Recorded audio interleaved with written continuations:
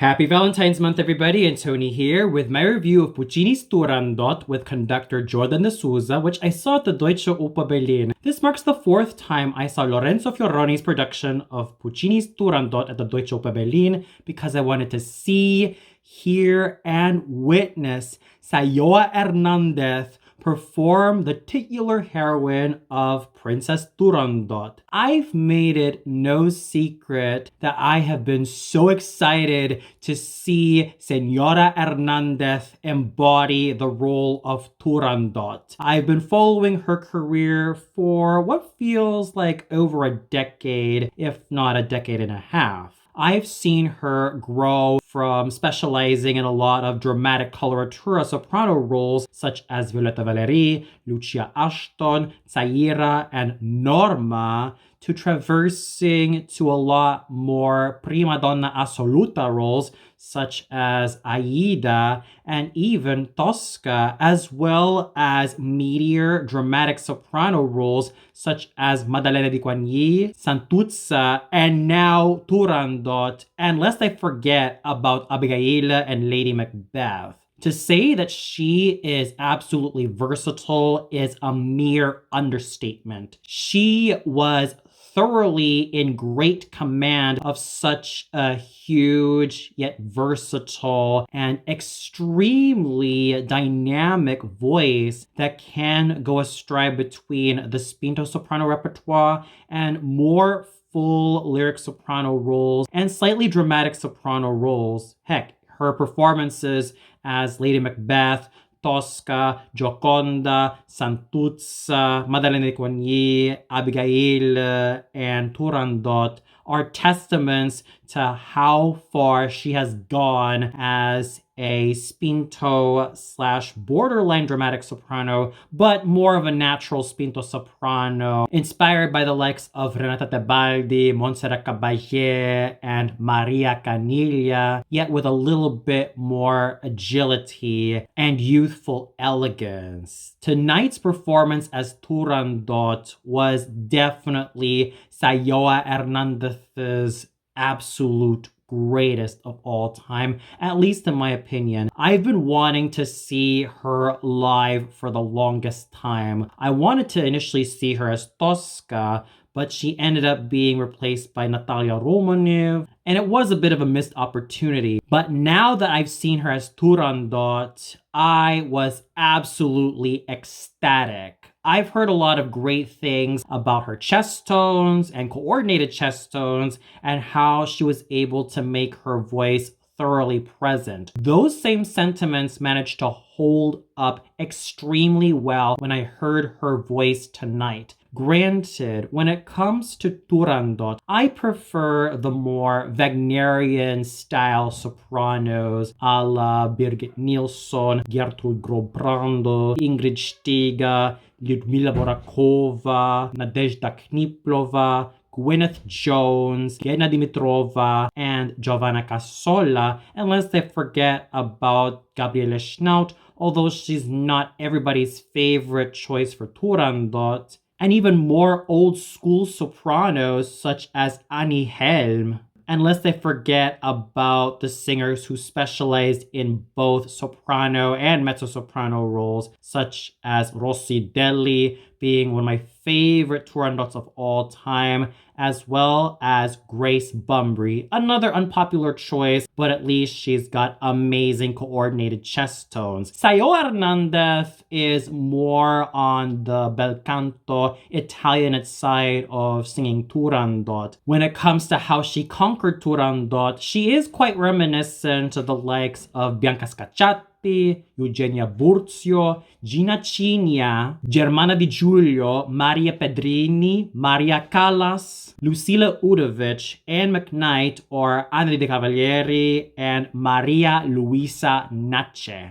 In Saioa Hernández's case, she combines the sheer power that Gina Cigna had as one of the true Italianate dramatic sopranos, alongside the more creamy tones found in Maria Luisa Nace as a bel canto specialist, who also specialized in a great deal of spinto, full lyric, and some dramatic soprano roles, although hardcore fans of Maria Callas would also recognize her as Glauce alongside Callas's Medea and Maria Callas's as well as Montserrat Caballé's overall full package, which should be no surprise because Saioa Hernández was also trained by Caballé herself, with whom she also shared some roles such as Norma, Medea, and Tosca, just to name a few. To say that I was thoroughly impressed with Saioa Hernández's performance, both vocally and theatrically as Turandot, was a mere understatement.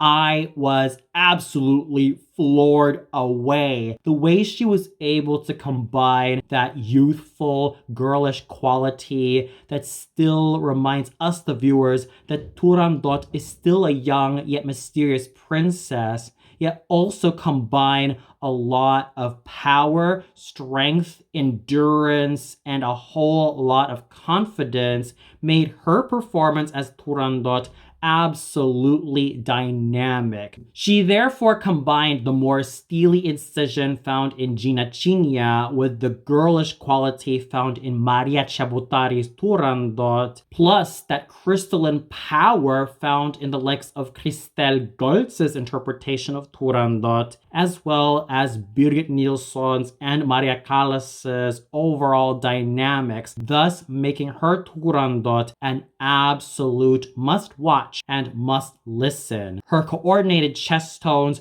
were strong, powerful, and resonant. Her overall vocal tone was balanced from bottom to top. There was not one vocal fault that I spotted with Saioa Hernández, and she just sang everything with great beauty, might, incision, excitement, and a whole lot of involving vocal acting. She was definitely a thoroughly involved vocal actress as Turandot. I never felt bored with her performance in this role, and she brought in a whole lot of excitement, thrills, bone-chilling, high-octane action, and a whole lot of amazement that I was at the edge of my seat every time Senora Hernández appeared on stage, not only to open her mouth and sing all of those awesome notes, but also the more quiet moments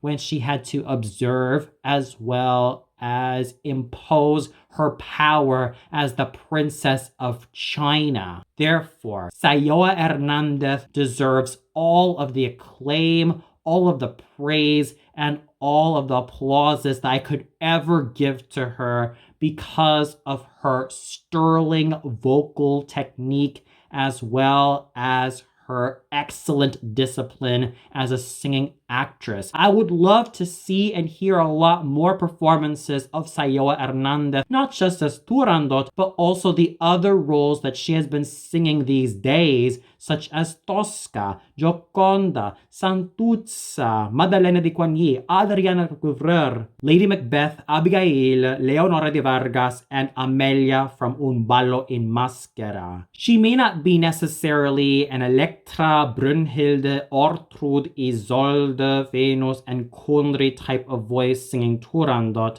but she is more of a Chrysothemis, Zenta, Freya, Third Norn, and Helena type of voice who conquered this role with great beauty, great involvement, and a whole lot of involved and thoroughly credible vocal acting. Therefore, I salute Saioa Hernández for such an excellently outstanding as well as thoroughly awesome performance as Turandot with a whole lot of aplomb, chutzpah, self-confidence, and great use of her awesome bel canto technique. She deserves all the bravas, all of the applauses, and all of the acclaims that the world, let alone all the audience members of the Deutsche Oper Berlin, can ever give to her. Sua Zhou was just as thrilling, outstanding, and sterling as Liu. Her trademark creamy, full lyric soprano voice was put to exceptional use for this slave girl. And this is something that I've always loved about Sua Jo's vocal prowess. That creamy, rich, full lyric soprano voice is so credible for roles like Liu, Mimi, La Contessa d'Almaviva, as well as a lot of roles that are intended for a full lyric soprano. And yes, she could also sing lighter lyric soprano roles such as Pamina from Zauberflöte and Blanche de la Force from Le Dialogue de Carmelite, and more agile roles such as Juliette from Romeo et Juliette. But the fuller lyric soprano roles are definitely Sua Jo's bread and butter. At times, her voice reminds me of an amalgamation of Elisabeth Schwarzkopf's gorgeous and intricate musicality, Teresa Stichrander's more creamy tone, as well as exceptional agility, Trude Eiperle's sterling lyricism, and even the more Italian exponents found in Rosanna Carteri, Magda Olivero, Renata Scotto, and Maria Chiara. She is able to combine all of those amazing elements from these singers and made the role of Liu her very own, thus showing exceptional vocal prowess, as well as continuous vocal growth as a fine full lyric soprano. Her chest tones were also just as well developed, as she was able to have a go at a good chunk of them, but I still encourage Sua Jo to continue to take a lot more advantage of those chest tones so that her voice can last for many years, as well as ensure herself that she will have a long-lasting career for many, many years to come. And let's also not forget about ensuring a lot more rock hard stability if she continues to take a lot more advantage of her chest tones. When all is said and done, Sua Jo's technical prowess as a full lyric soprano was absolutely amazing. It was of the highest order. I still encourage her to use a lot more chest tones, as well as keep on ensuring that they remain rock solid as always, and always preserve her trademark creamy full lyric soprano voice that just bursted, radiated, and flourished with excellent charisma. In fact, Saioa Hernández and Sua Jo were the two shining comets, stars, and planets of the entire evening, thus showing exceptional vocal prowess as well as the excellence that both of them demonstrated. Alison Rosales was an absolutely gorgeous first handmaiden, as was Sung Un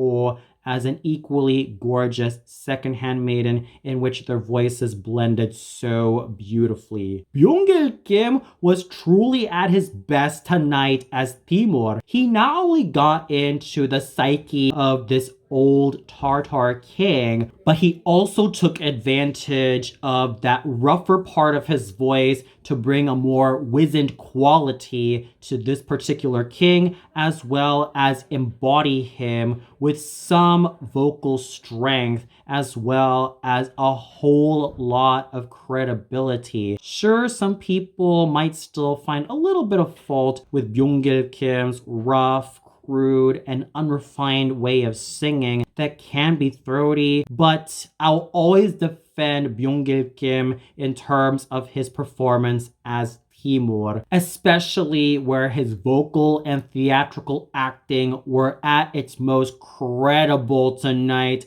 as well as absolutely involving. He has been singing and acting this role for what feels like between 5 to 7 years, if not more. And the experience that he's had with this particular king was thoroughly demonstrated tonight by not only singing him so credibly and thoroughly, but also imbuing him with a world-weary, wizened, and absolutely agitated quality, trying to prevent his son from taking such a dangerous risk for his life. While Byung-gil Kim may not have the more refined, rounder, richer, and more squillo-rich techniques found in Giorgio Tozzi, Nikolai Gyaurov, Bonaldo Gioiotti, Luciano Neroni, and Nicola Zaccaria, he was still at his absolute best, singing and acting the absolute hell out of this character with a whole lot of credibility and a whole lot of awesome vocal acting that made him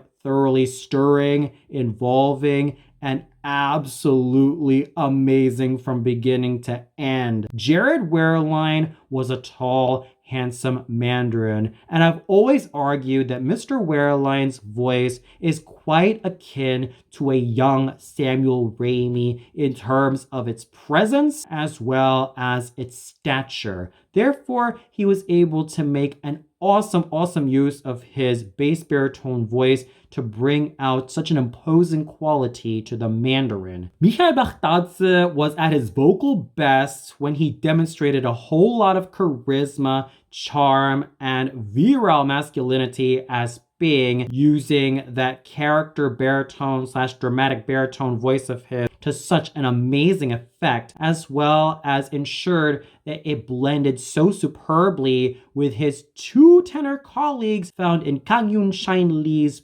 Bang and Thomas Chilufo's Bong, which I will gladly talk about them much later in this review. Suffice it to say, Mikhail Baghdadze was a Burgundy-like Bing in which his voice that was sufficiently rich and also grew in more richness almost reminded me of one of the finest red wines in the world, a la Pinot Noir or even a Cabernet Sauvignon, just pouring out of his voice with a whole lot of body and a whole lot of beauty. So I have to give Mikhail Baghdadze a lot of kudos for embodying Bing so handsomely. Alfred Kim struck again as Calaf. I remember seeing him in this role 6 years ago at the Deutsche Oper Berlin, and I thought that he grew in a lot more incision, body, and strength. This time he did continue to grow a lot more in incision, body, strength, and a whole lot of round, rich, and awesome virile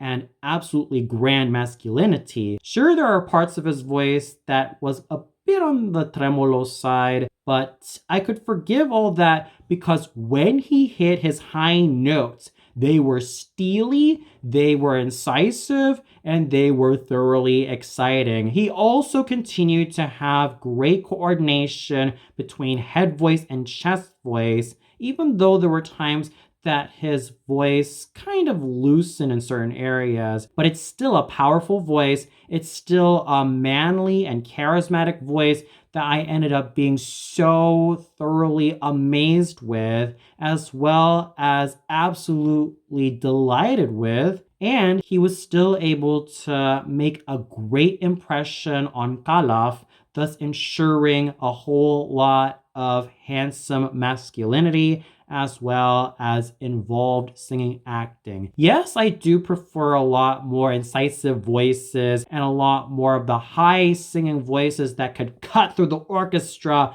like some of the sharpest swords in the world, let alone battle axes in the world, such as the ones found in Mario Filippeschi, Franco Corelli, and my personal favorite in this role, Daniele Barioni, because of how he was able to hold that high A when he hit that gong, calling out for Turandot's name in the first act.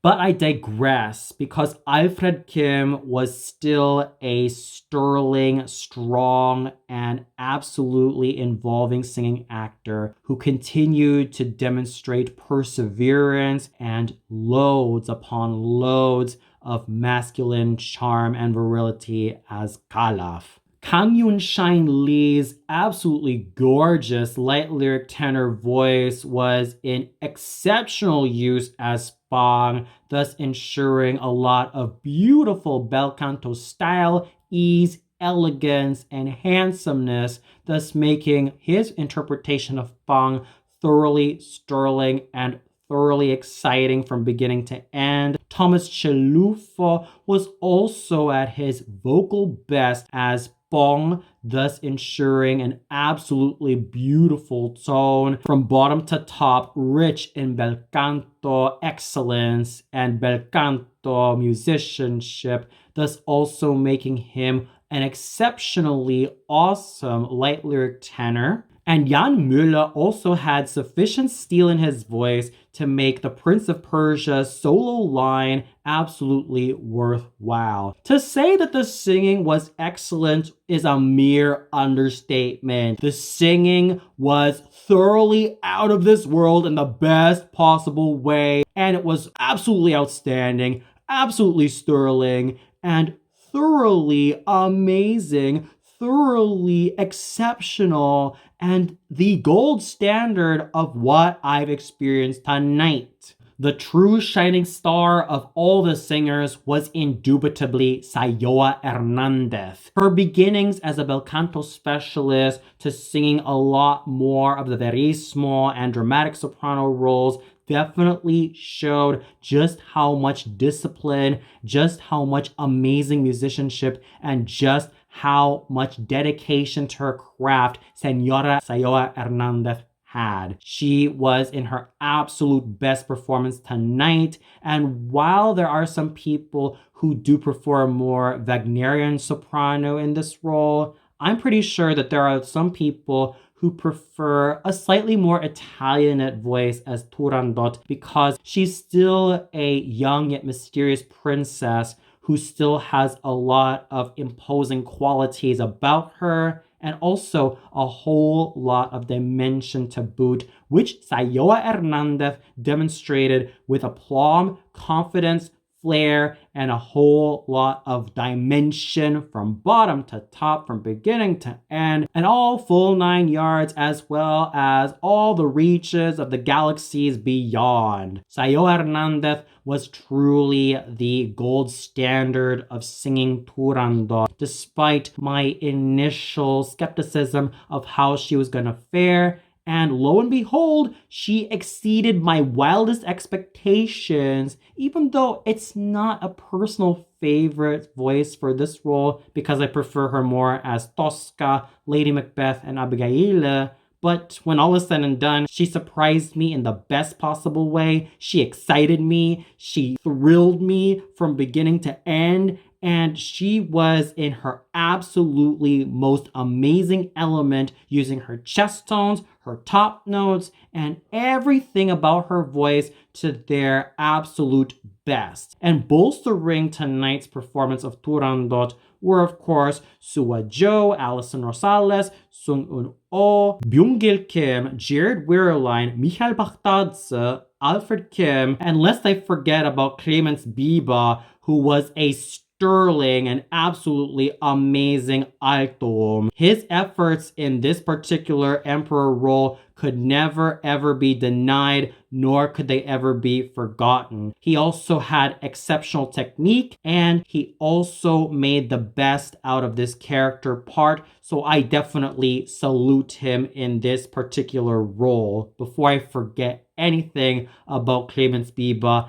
as alto. And I dare not forget about Kang Yoon Shine Lee and Thomas Chalupa for being absolutely amazing as Bang and Pong respectively. Therefore, the singing was absolutely excellent tonight, all thanks to Saioa Hernández pulling all the weight and using her vocal and theatrical powers to make the role of Turandot her own. The conducting done by Jordan de Souza was absolutely involving, absolutely nuanced, and thoroughly amazing. There were occasions in which he did tease out some smooth, soft moments, but he was also able to just let it all out with pure beauty, pure abandon, and a whole lot of nuance, therefore making his conducting absolutely pleasing to the ear, and the chorus and the orchestra of the Deutsche Oper Berlin were thoroughly amazing as always. Saioa Hernández